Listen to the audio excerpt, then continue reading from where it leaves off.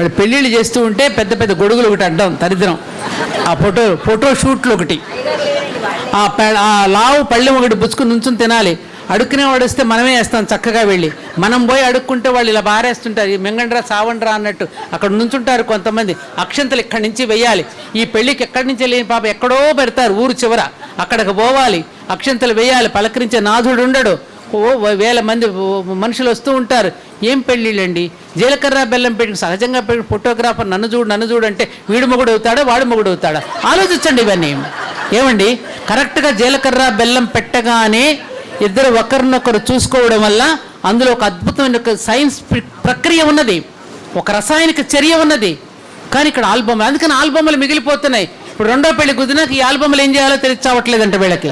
వీడు ఎప్పుడైనా చూస్తే వీడు ఎక్కడంటాడో, ముందు మొగుడుని చూసి ముందు పెళ్ళాన్ని చూసి ఈ ముందు పెళ్లి ఆల్బమ్లన్నీ ఏం చేయాలో అర్థం కాక వస్తున్నాయి.